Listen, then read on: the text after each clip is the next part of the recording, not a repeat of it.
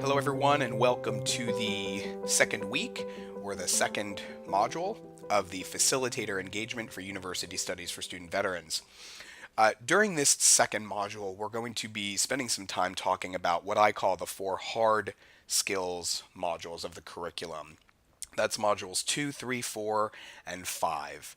Active reading and note taking, how to succeed in technical courses, hard reading, good writing, and effective time management. Uh, these four modules are sandwiched between the first and last module, which are about softer skills, really. Metacognition and mindset at the front of the curriculum and navigating campus culture at the back of the curriculum are really about helping students think about how to approach or how to conceive of or how to imagine their place within a higher education environment. How do you navigate the sort of hidden curriculum? How do you approach and seek out resources? How do you advocate for yourself? How do you conceive of yourself as a student in this new environment? And how do you navigate the sort of sticky cultural issues that come with transitioning from a military environment to an academic one? That's really the work we do, and those are really the questions that we ask in the first and the last module. But in the four modules in the center, these are really in some ways the bread and butter of the curriculum. This is where students are going to be offered and taught hard skills, reading skills, writing skills, quantitative skills, time management skills. This is where they're going to learn some proven strategies for managing their academic life. This is where they're going to get some real tangible takeaways, things that they can lift out of the curriculum, take home, and apply to their study practice immediately. Now, one thing I want to be really clear about when I talk about this family of modules and this family of skills is that I want to make it really clear, and we try to make it really clear to students that that these skills are not remedial. These skills are skills that any student at any level, at any stage of their development, should be practicing, should be cultivating, and should be honing as part of their larger academic practice. A lot of times, students conceive of academic support as remedial, as something you do only when you're in academic distress, as something that you do when you do poorly on an exam, or when you're struggling to write a paper, or when you're having a hard time keeping up with the pace of a class. And to be honest, part of the reason they do that is because institutions a lot of times do that. A lot of times, colleges and universities couch these skill building activities within a larger discourse of student deficits and of students who need help and of students who are struggling. And one of the things we try really hard to do in these four modules is try to recast academic skill building and academic skill acquisition as something that good students do, right? As part of what being a good student is, and something that can be done and should be done early and actively and often and sort of proactively as part of a good, robust, confident learning practice. So it's not just about, when you've done poorly on an exam. Of course, when students are in academic distress, they should seek academic skill building. They should get tutoring. They should learn how to take better notes. They should learn some better strategies for preparing for their exams. But these are things that students can also do if they're trying to achieve more ambitious academic goals. Maybe they're trying to turn their C to a B, or their B to an A minus, or their A minus to an A plus. And academic support is absolutely a place for those students to come do some academic skill building as well.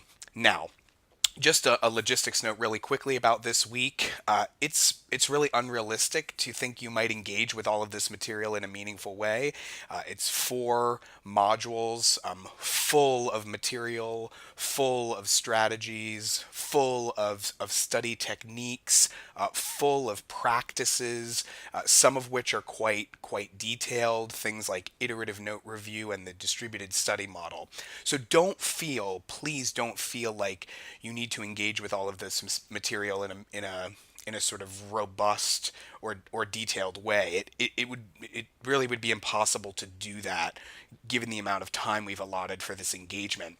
You will have already received an email from me drawing your attention to a couple pieces of the curriculum that I think you might be of particular interest to you. So do take a look at those. I would also encourage you to sort of skim through the material. Maybe there are some skills gaps that you've identified in your students, places where students tend to need a little bit of extra help. You might want to pay special attention to some of those parts of the curriculum.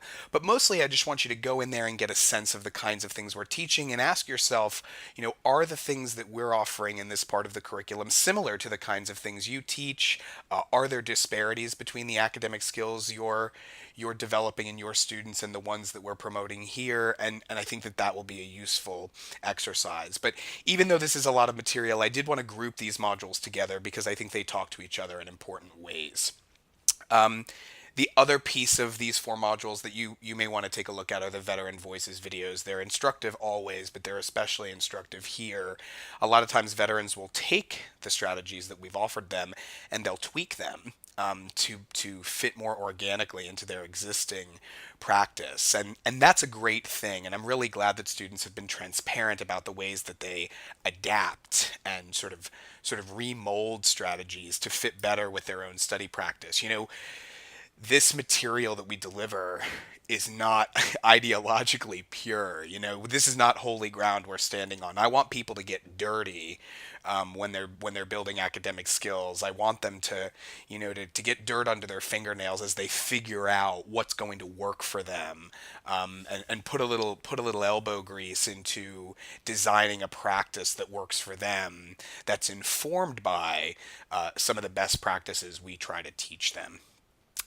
Now, what I'm going to do in this podcast, as briefly as possible, is I want to tell 3 anecdotes to help set up your engagement with the material this week. And they're 3 anecdotes about 3 meetings with students, and I think they exhibit why there's so much at stake in academic skill building. Sometimes I think skills get a bad rap because somehow they're sort of, especially in colleges and universities, sometimes people want to focus on critical thinking and higher order thinking skills and the ability to synthesize and strategize and all these things. And those skills are important. But these foundational academic skills are the things that allow folks. They're the things that allow them to move on to the place where they can do those things with confidence. And I think that if the foundation, as we know, is shaky, if your foundation is made of sand, you're going to have a hard time building a house.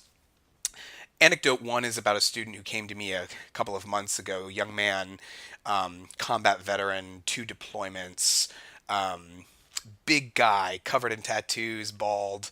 If you saw him in the grocery store, at the bank, you'd probably be a little intimidated by him. Came into my office for an academic support session, on the verge of tears, 3 weeks into his Calculus 1 class, having a really hard time understanding. Not even so much having a hard time on homework or exams, but having a hard time listening in class and understanding what was being taught, and experiencing really acute anxiety as a result of that.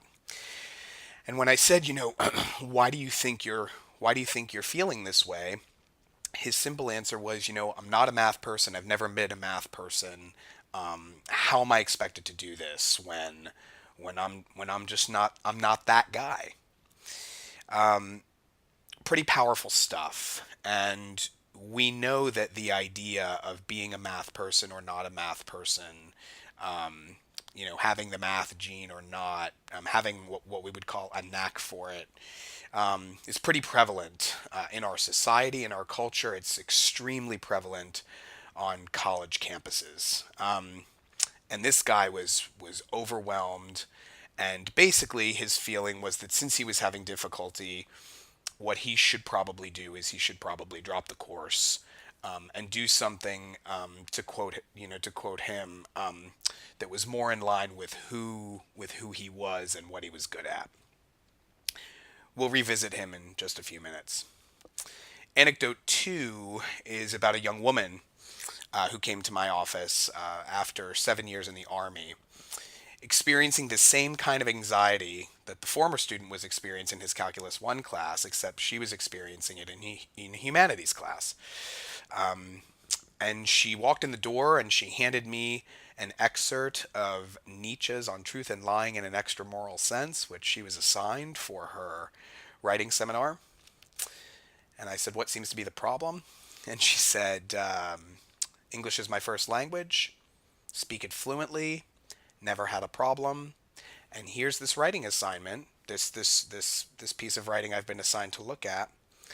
And I can tell that it's written in English. I can understand each of the individual words as English words, but I cannot comprehend it.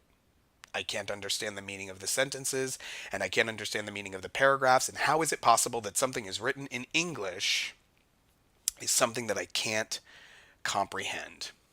And of course, her difficulty comprehending the material registered to her as proof that there was something broken about her and that she should have never come to college. To quote her, that college probably wasn't for her. The third anecdote is about another young woman I was talking to. My first meeting with her was prior to school ever starting. And I met with her. She had a very short window of transition between leaving service and coming to school, and I was able to meet with her about a week before school started. And I asked her what she was most excited about, and she said that she was most excited about being, and this is a quote, "the author of my own time," which I thought was, I was kind of blown away. I had to lean back. It was really poetic. The author of my own time. And she talked a little bit about how toward the end of her service, she started to experience a little bit of resentment about the extent to which her time was controlled by others. She talked about her time being controlled for her, and on occasion her time being controlled, it felt at her. And as she prepared herself sort of mentally and psychologically and emotionally to make the transition to college, one of the things she reported looking most forward to was sitting on the lawn, throwing a frisbee around with a friend, and really managing her own time, not being told what to do all the time. 4 weeks later, the same young woman came to my office, and she was singing a slightly different tune. After 4 weeks of managing her own time, she reported to me, she was alarmed by the extent to which having ownership of her own time, rather than feeling liberating, was starting to feel suffocating, overwhelming, and scary. She actually used the word scary. And here she is. She has 24 hours in a day that are completely hers. And because she had spent the last 7 years not overly socialized to make decisions about her own time, she was really having trouble doing so in a way that she felt was effective. She said the most extraordinary thing. She said, "Here I am. I've gotten exactly what I want. And now I'm looking back at my time in the military when I would wake up in the morning and knew exactly what I had to do. And I'm feeling a real sense of nostalgia." And again, her struggle to manage her time effectively by her own account felt to her like proof that she didn't belong. She had reported being a little worried about feeling like an imposter in a higher education setting, and this felt to her like the way that she was going to get called out for being in a place she shouldn't be. We have these conversations as educators and higher education professionals, not only with non-traditional students and breakaway learners, but specifically with our military-connected students, day after day after day. students coming in and expressing some anxiety, expressing being overwhelmed. And let me tell you, and it won't be any surprise to you to hear that a military connected student who has the gumption, who has the motivation, the courage to come in and express a need for help means that they're probably in a pretty tough place. Most of them report not being socialized to seek help or understanding help as an expression, sign, or admission of weakness. And so the fact that they're in our chairs in our offices tell us that they're probably in the grip, and they're probably feeling whatever they're feeling pretty acutely. And in all three of these cases, what comes to the rescue are skills. What becomes the antidote to anxiety are skills. Skills kind of have a superhero cape on their back, and they come flying in and they give the students the tools that they need to manage that anxiety because they're managing the source of the anxiety. So the student, the gentleman who came in to talk to me about his difficulty in Calculus 1, I had the opportunity to explain to him that here's what's really cool about being a math person or not a math person. The cognitive research tells us that there's no such thing as a math person. So tell me a little bit about your math education. And he said, well, it was 10 years ago, and honestly, I didn't really like it. My teachers weren't that great, and honestly, he admitted openly, as a 16-year-old guy, I wasn't that interested in being instructed in math. And I said, well, maybe some of what you're feeling now is not a product of who you are, but a product of how you were exposed to math education. Did you speak math in your home? No. Did you talk about math at the dinner table? No. Did were your parents math teachers? No. All these questions about his background started to draw a picture for him that maybe what he was experiencing in his Calculus 1 class was less about a personal deficit, was less about being broken, and more about a lifetime in which he hadn't really been socialized to the language of math.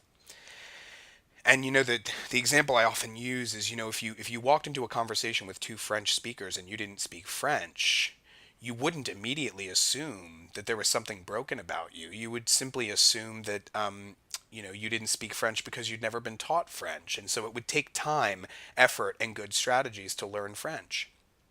Or if you walked into a gym and everyone was lifting a lot of weight and you couldn't lift a lot of weight, it wouldn't immediately indicate to you that you're just a weak person because that's who you are and that's it. You would assume that you would need to put in work, time, effort, and good strategies to get stronger to lift the amount of weight that everyone was lifting. But somehow when students walk into a math class and they don't immediately understand everything that's being said for whatever reason, a lot having to do with fixed and growth mindset, students immediately assume that there's something broken. There's something short-circuited, and they're never going to get it, and they should just do something else. And so by talking to him about that, and then by offering him some of the skills that we offer through the How to Succeed in Technical Courses module, we were able to kind of change his mindset a little bit and get him on the road. And what ended up happening is he did end up dropping into a less advanced math class. He dropped from Calculus 1 to college algebra, but he succeeded in college algebra. Went on to take calculus and got a B. So from a situation where he felt he was broken to a situation in which he did well in a course that he thought that he would never excel in. My student who couldn't understand the piece of Nietzsche, knew it was in English but couldn't understand, what we really spent some time doing is figuring out how to breathe through that moment and then identify what the next best step is. By talking to her about some of the skills in the active reading section of the course and in the hard reading, good writing, learning how to read something difficult and then write compellingly about it, I was able to give her some step-by-step tips of what to do next. You get a piece of writing that you can't understand. What do? Do a little bit of internet research. Give yourself some context around that piece of writing. Maybe look up 2 or 3 of the words that are showing up often and try to get a better sense of what they mean. By giving yourself some context, by giving yourself a sense of what a couple of words mean in the text, you can start to work slowly through. And slowly but surely, we worked together to understand a paragraph that when she had walked in the door seemed completely alien to her. And I hope gave her a sense that there is a next thing to do when you're feeling paralyzed with anxiety. And for my young woman who was experiencing difficulty with time management, one of the things we really talked about was stakes. She admitted to me that the stakes in college felt so much lower. For most of our military connected students, our student veterans, they're coming from environments where the stakes are massive, where the decisions you make, where how you spend your time, where how you execute a task could be the difference literally between life and death, but more often the difference between a situation that's dangerous and a situation that's safe. That's not the case in higher education. Very rarely do your decisions as a student determine whether or not you and your friends will be safe. And so I talked a lot with this student about figuring out how to develop a sense of urgency from within oneself, rather than always reacting to a sense of urgency that's imposed on you by the outside environment. It was a really productive conversation, and with some of the tools that we give her in the effective time management section, by teaching her how to create a homework syllabus, by teaching her how to create both short and long-term goals, and by talking to her specifically about how she was spending her time in the library, we'd be able to take some steps, and we made some progress on thinking about how to organize her days and weeks. I think that as higher education professionals, we're socialized to think about feelings of being overwhelmed, and when students exhibit anxiety, our first thought is that this is probably a wellness issue or a mental health issue. But I have to say that more often than not, what I'm actually looking at is a symptom of a skills gap. I'm looking at an expression of anxiety around not being sure how to do something in the classroom. And the reason that these hard skills modules are so important is I think they are the tools, the concrete tools that we can give students to do the work that they're asked to do every single day in the classroom. And again, not just to manage academic distress, not just to dig themselves out of holes, but skills and strategies that they can use to become more confident students day in and day out and achieve their goals in more satisfying ways. As you go through this material, as you explore the tool, as you pop from module to module, and as you look at some of the pieces of curriculum I've drawn your attention to, I want you to have a couple questions in your mind. First, what are the skills that you think, the hard academic skills that you think are most valuable to your military connected students? And the question that's implicit in that question is, what are the most persistent pain points for our vets? What are they coming with that they need the most? What can we do to help them? Second, I want you to think just a little bit about how you're delivering skills content on your campus. How are you doing academic skill building? How are you providing academic support? Are you providing it in a classroom setting, one-on-one conversations, through an academic resource center, through a veteran resource center? And if so, how can this resource potentially help you do that? How can it supplement or complement what you're already doing? And finally, as you work through this material, I'd like you to have the problem, issue, challenge, aspiration, or goal that you brought with you to this facilitator engagement. That challenge or that goal that serves as a companion text for you as you think through this material. I want you to have that in the forefront of your mind. And as you work through these 4 modules and pop around, think about that challenge or goal and ask yourself, can this resource or pieces of this resource, targeted, specifically chosen pieces of this curriculum, can they be used to help me develop a plan to address my challenge or achieve my aspiration for the military connected students on my campus?